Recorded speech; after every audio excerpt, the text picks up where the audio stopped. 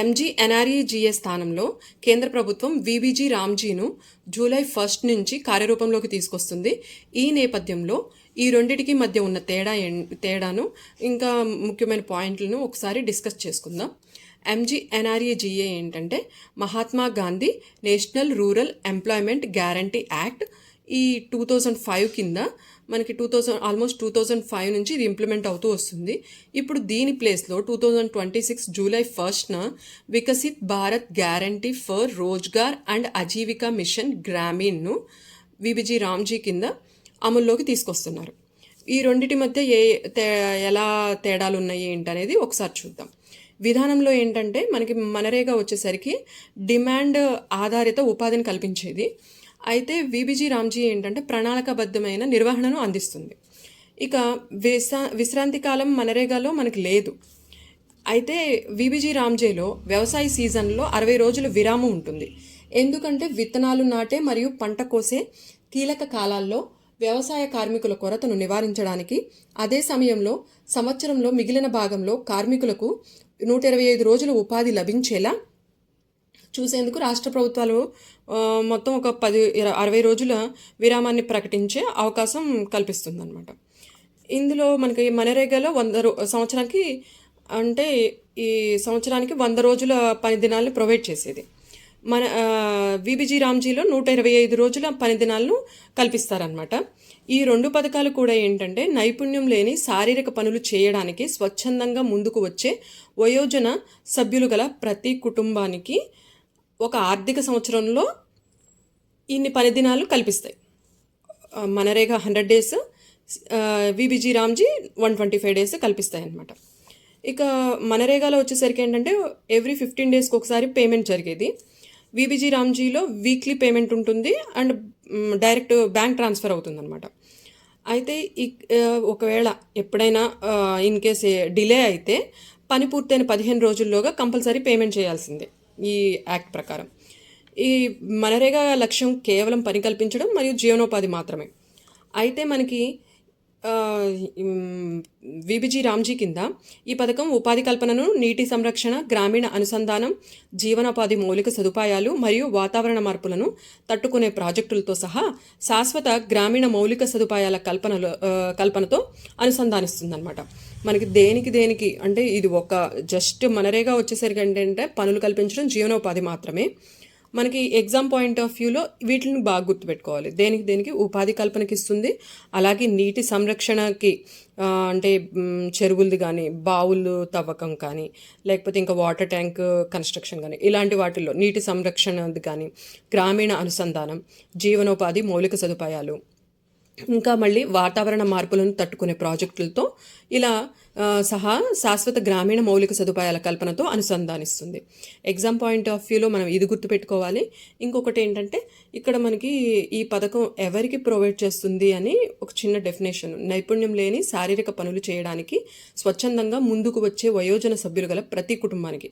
మనరేగా కూడా అంతే, అలాగే వీబీజీ రామ్జీ కూడా అంతే. ప్రతి కుటుంబానికి ఒక ఆర్థిక సంవత్సరంలో 125 రోజులు. ఈ డెఫినేషన్ మీద కూడా మనకి క్వశ్చన్ రావచ్చు. అందుకని ఇది కూడా ఒకసారి మనం రివైజ్ చేసుకోవాలన్నమాట. ఇక దీనికి ఫండ్స్ ఎలా వస్తాయి అంటే funds based on 16th finance commissions objective horizontal devolution formula అనమాట.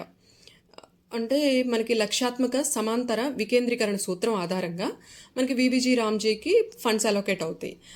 మనకి 16th ఫైనాన్స్ కమిషన్ స్టేట్స్కి ఎలా ఫండ్స్ అలాట్ చేస్తాయి అనేది మనందరికీ తెలిసిందే. ఒకసారి చూసుకుందాం.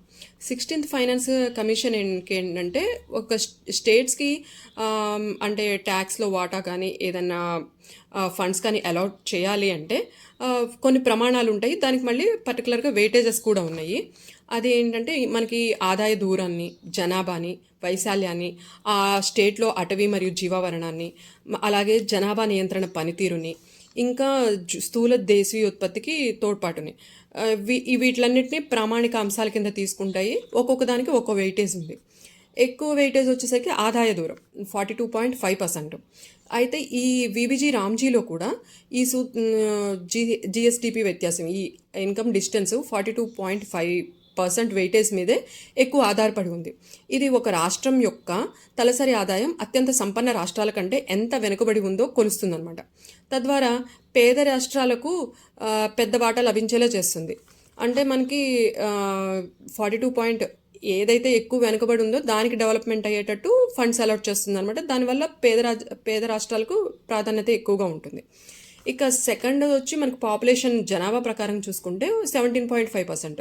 అంటే మనకి లైక్ ఉత్తరప్రదేశ్ ఇవి ఉన్నాయి కదా, మోర్ పాపులేటెడ్ స్టేట్స్, వాటికి ఎక్కువ బెనిఫిట్స్ అనమాట. ఇది ఇన్కమ్ తక్కువగా ఉన్న స్టేట్కేమో ఇన్కమ్ డిస్టెన్స్ వల్ల ఉపయోగం ఉంటుంది. పాపులేషన్ ఎక్కువగా ఉన్న స్టేట్స్కేమో మనకి జనాభా బేస్ మీద మనకి 17.5% ఇచ్చారు కదా, ఇది వాటికి లాభం చేకూరుతుందన్నమాట. కాగా ఇంకా మిగతా ఈ సూత్రంలో ఏంటంటే మిగతా వాటికి అన్నిటికి కూడా మనకి 10% అలా కేటాయించారు. ఈ వెయిటేజ్ ఆధారంగా మనకి ఫండ్స్ అలాట్ అవుతాయి అనమాట. 16th ఫైనాన్స్ కమిషన్స్ నుంచి ప్రతి స్టేట్కి దీనిలా వస్తుంది. ఈ విబిజీ రామ్జీకి ఈ వీటి మీదే ఫండ్స్ అలాట్ అవుతాయి అన్నమాట. ఇక ఇంకోటి ఏంటంటే మనకి వ్యయ భాగస్వామ్యం మనకి మనరేగాలో ఏంటంటే 100% సెంట్రల్ స్పాన్సర్ చేసేది. అయితే విబిజీ రామ్జీలో ఏంటంటే ఇప్పుడు వ్యయ భాగస్వామ్యాన్ని చేంజ్ చేశాయి. 60:40 కింద, అంటే 60 సెంటర్ 100 రూపీస్ అయిందనుకోండి, 60 సెంటర్ ప్రొవైడ్ చేస్తుంది, 40 స్టేట్ ప్రొవైడ్ చేయాలన్నమాట. అదే మనకి ఈశాన్య రాష్ట్రాలు, హిమాలయ పర్వత రాష్ట్రాల్లో మాత్రం 90:10 బేసిస్ కింద, అంటే సెంటర్ 90 ఇస్తే 10 స్టేట్ ప్రొవైడ్ చేస్తుంది అనమాట. ఇక ఈ రెండూ కాకుండా మనకి శాసనసభలు లేని కేంద్రపాలిత ప్రాంతాలకు 100% నిధులు కేంద్రమే అందిస్తుంది అనమాట. ఇప్పటి వరకు మనకి ఈ ఇయర్ ఇలా ఫండ్స్ అలాట్ అవుతాయి.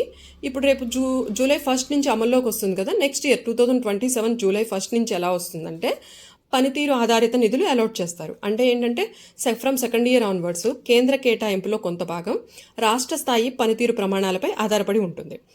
అంటే మనకి ఏ ప్రమాణాలను తీసుకుంటుంది అంటే వేతనాలను సకాలంలో చెల్లించడం, సామాజిక ఆడిట్ అవసరాలను ఖచ్చితంగా పాటించడం, అలాగే పూర్తయిన ప్రజా పనుల శాతం, ఈ మూడింటిని ప్రామాణిక అంశాలుగా తీసుకొని దాన్ని బేస్ చేసుకొని ఇప్పుడు కేంద్రం మనకి మామూలు స్టేట్స్లో 60, ఈశాన్య రాష్ట్రాల్లో 90 ఇలా ప్రొవైడ్ చేస్తుంది కదా, వాటిల్లో కొంత వెయిటేజ్ వీటిని ప్రమాణాలు తీసుకుని కొంత, అంటే 60లో ఎంతని మెన్షన్ చేయలేదు, కొంత భాగం మాత్రం ఆ పనితీరు ప్రమాణాలపై ఆధారపడి ఉంటుందని చెప్పారు అన్నమాట. అయితే ఇక మనం పరిపాలన మరియు పరిపాలనా యంత్రాంగాలు చూసుకుంటే జాతీయ స్థాయి స్టీరింగ్ కమిటీ ఉంటుంది. ఈ స్టీరింగ్ కమిటీ ఏంటంటే కేంద్ర గ్రామీణాభివృద్ధి కార్యదర్శి నేతృత్వంలో ఉంటుందన్నమాట. ఇందులో 16 మంది సభ్యులు కమిటీ ఉంటుంది. ఈ కమిటీ మెయిన్గా ఏంటంటే రాష్ట్రాలకు ప్రామాణిక కేటాయింపులకు సంబంధించిన నిర్ణయాలను సిఫార్సు చేయడం, అలాగే ప్రమాణాలను నిర్దేశించడం, తర్వాత మార్గదర్శకాలను పర్యవేక్షించడం మెయిన్ వర్క్ కింద ఇది పనిచేస్తుంది అనమాట. ఏది జాతీయ స్థాయి స్టీరింగ్ కమిటీ. ఇక ఇందులో ఎవరెవరు ఉంటారు అని అంటే మనకి రాష్ట్ర ప్రభుత్వాల నుంచి కనీసం 5 ప్రతినిధులు ఉంటారు. దీన్ని కేంద్రం నామినేట్ చేస్తుంది. అలాగే నీతి ఆయోగ్ నుంచి కూడా మెంబర్స్ ఉంటారు. తర్వాత ఇతర కేంద్ర మంత్రిత్వ శాఖల ప్రతినిధులు కూడా ఇందులో ఉంటారు.